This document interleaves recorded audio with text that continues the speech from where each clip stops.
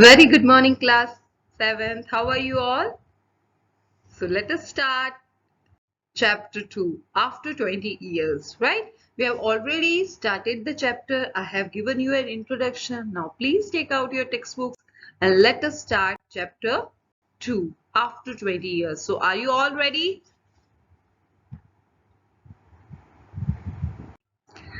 As I have told you last time that there are two friends, Bob and Jimmy, and they have promised each other to meet right after 20 years. So let us see whether they were able to meet, whether they kept their promise, and what happened next. Okay, so are you excited? Okay, so let us read the chapter and see what happened. The policeman on the beat moved up the avenue impressively, right? So there in the first scene there is a policeman and he is on the beat. Now what does it mean? On the beat, that means he's on patrol, he is walking right in the area for which he is responsible to see whether it is everything is okay, and he's walking impressively. That means he's walking with confidence, right? The impressiveness was habitual, and he didn't want it to show off, right? It was his habit, right? It was habitual and not for show off. For spectators were few. Now here spectators means audience, right? So there were few audience, right, who can see him. That means you can say there were few people over there on that street or that area, but even though he was walking confidently, that shows that it was his habit, right? His habit, right? He used to walk confidently. The time was barely 10 o'clock at night, but chilly gusts of wind with a taste of rain in them had nearly de-peopled the street, right? So it was nearly 10 o'clock, right? But the street were empty. Why were the street were empty? Because the, you can say, cold winds have started flowing, right, blowing, and that's why the people were inside the home. They have emptied the streets. Trying doors as he went, the officer, with his stalwart form and slight swagger, right? So this officer had a very good physique. He was built, he was, you can say, stalwart, that is strongly built. He was strongly built and he had a confidence in his walk, right? So he was walking with that good physique. He was walking confidently, checking everything over there. Made a fine picture of a guardian of peace. So he looked like a guardian of peace. When about midway of a certain block, the policeman suddenly slowed his walk, and when he was walking over a block, right at the midway, he just slowed his walk. What happened? Let us see.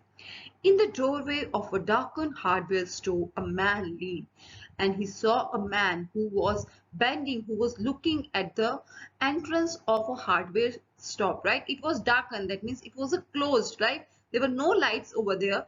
It was a closed hardware shop, and a man was leaning, right? He bent over there and he was looking for something.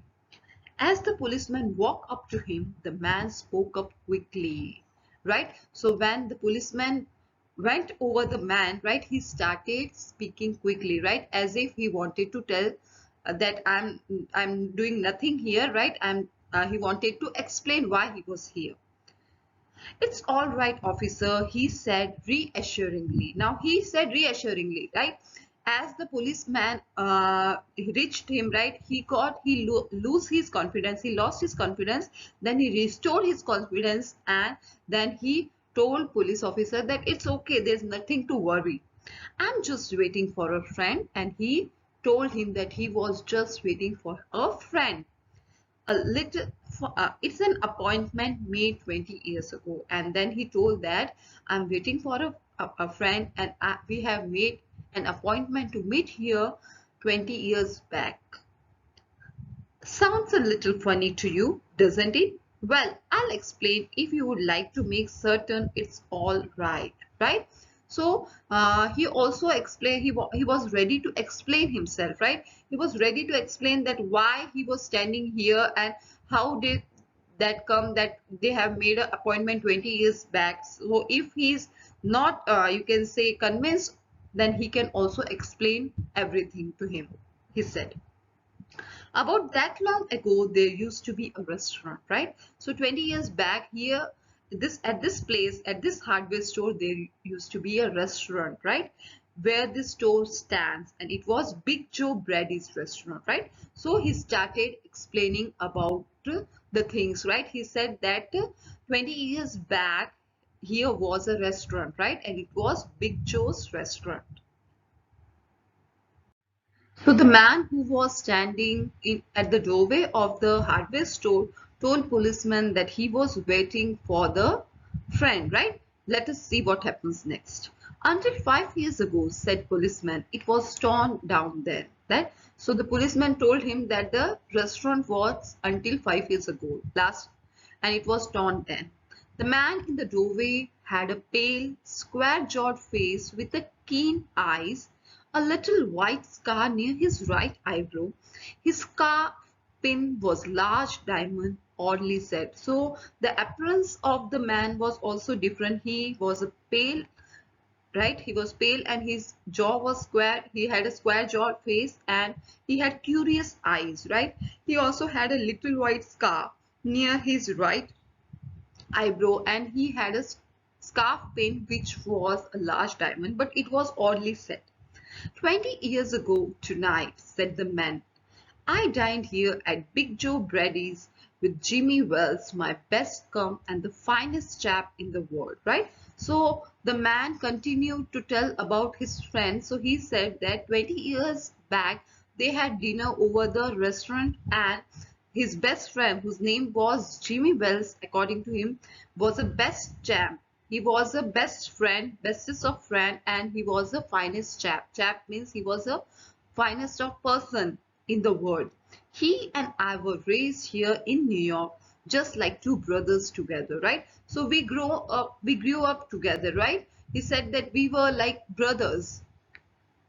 I was 18 and Jimmy was 20. He also mentioned the age of Jimmy and himself, that he was 18 and Jimmy was 20.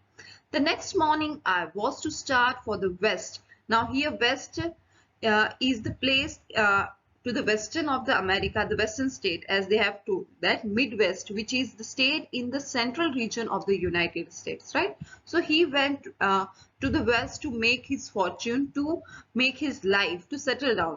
He couldn't You couldn't have dragged Jimmy out of New York. And what he said, that I wanted to make my fortune, so I went to West, but Jimmy can't never wanted to go out of the New York, and you can't drag him out, right? So he stayed here. he, he thought it was the only place on the earth, right? So I was unable to take him with me, as he thought that New York was the best place on the earth. Well, we agreed that night that we would meet here again exactly 20 years from the date and time, right? So that time we promised to each other that we'll be meeting here at the same place, same time, 20 years, after 20 years. Okay, so this was an appointment, this was a promise which we made 20 years back. No matter what our condition might be, or from what distance we might have to come. So that was the promise these two friends made, and they told each other that whatever the condition is, if they are alive, they will be coming to this place to meet each other. It sounds pretty interesting, said the policeman. Haven't you heard from your friend since you left?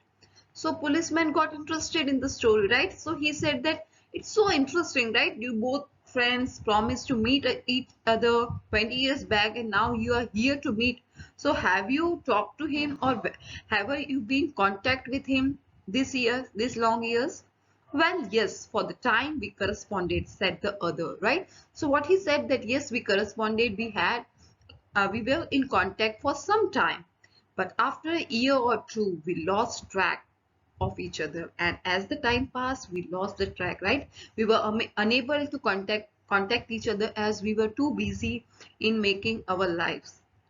You see, the West is pretty big proposition, right? So he's saying that West is very big proposition, right? Proposition here is an area to explore. So there is a lot of thing, or there is a lot to explore in the West, and hence I got busy and we lose the contact.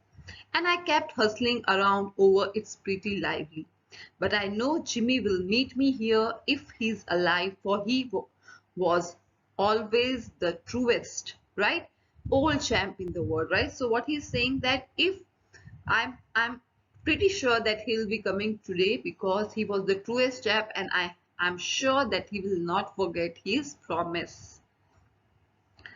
I came in 1,000 miles to stand in this door tonight, and it's worth if my old partner turns up, right?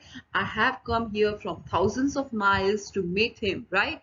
Here in at this place, and it will be worthful if he comes, right? So now the policeman and the friend, one of the friend, that is Bob, they are talking and they are waiting, and the Bob is waiting for Jimmy, and he has explained everything to the policeman.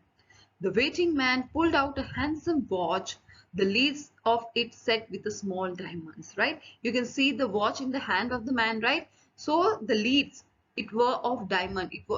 They had small diamonds in it, right? So it seemed to be pretty costly watch. 3 minutes in 10, he announced. So it's 3 minutes for 10, right? And I think he will be here anytime. It was exactly 10 o'clock when we parted here at the restaurant too, right? So it was 10 o'clock, and I think he will be here at any time. Did pretty well out west, didn't you? Asked the policeman, right? So what, when he saw his watch and everything, right? He saw his appearance, then policeman asked him that you did well in the west, right? You have grown very well in the west. You bet. I hope Jimmy has done half as well. Yes, I have done a lot, right? I have I have earned a lot, he was saying, and I think Jimmy must even done it half of that what I have done. He was a kind of plodder. Now here plodder is someone who works hard at a steady pace, right? So who works continuously at a same pace, right? Steady without stopping, right? So he was a plodder, and I think that he must have also earned something at least. Though good fellow as he was, but he was a good fellow. I have had to compete with some of the sharpest wits going to get my pile, right? And what he said, when I was in West, I had a very tough competition, right? To take my whatever is my, or to make my fortune, I have to compete with sharpest of the minds over the West. A man gets in a groove in New York, it takes the West to put a razor edge on him, right? So what he said, that the life in the New York is very easy. It is easy going, but you want tough competition, you need to go to the West, right, to make your fortune. It is not easy it is not easy to make life, to make fortune in the West as it was in the New York, right? So this is the first scene where the man is standing and the policeman has approached him, right? And he started to talk about his friend, right? About how they promised each other, and where he went, and that's all, right? So now we'll be stopping here, and in the next session we'll see whether Bob meets Jimmy and what happens then. Did Jimmy kept his promise? Because Bob is already waiting, right? He's here, but we don't know about Jimmy, right? So let us see whether Jimmy is here or not, whether he'll keep his promise or not, right? So this is all for today. Please read the chapter, okay? Have a nice day. Thank you.